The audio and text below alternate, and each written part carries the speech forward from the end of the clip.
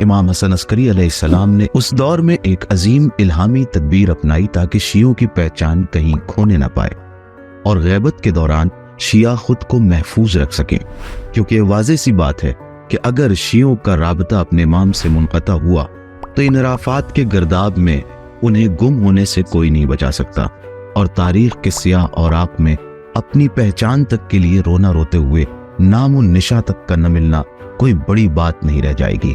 इसीलिए इमाम अलैहिस्सलाम ने कुछ तदाबीर अपनाई। नंबर 1, इमाम ने सभी को बताया कि 12वें इमाम ज़माना पैदा हो चुके हैं और 40 शिया बुजुर्गों को भी दिखाया और कहा कि ये आपके अगले इमाम हैं।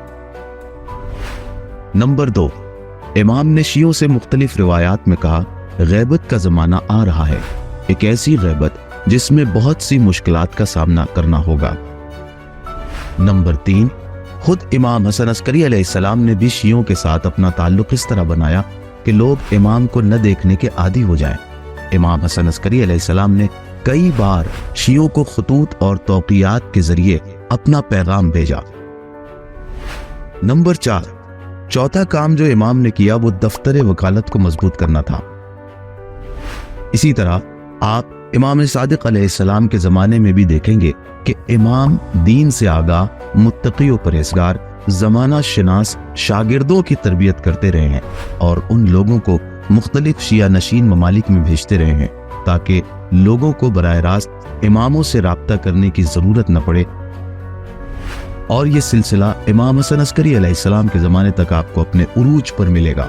इसीलिए हम देखते हैं कि इमाम अपने नुमाइंदों को मुख्तलिफ ममालिक में भेजते थे ताकि अगर लोगों का कोई सवाल हो तो वो इन नुमाइंदों से दरियाफ्त कर लें और उन्हें सामर्रा आने की ज़हमत न उठाना पड़े। और फिर इमाम हसन अस्करी अलैहिस्सलाम के बाद से गैबत के दौर में वकला का यही नेटवर्क मरजइयत में तब्दील हो गया। मरजइयत इसी का नाम है।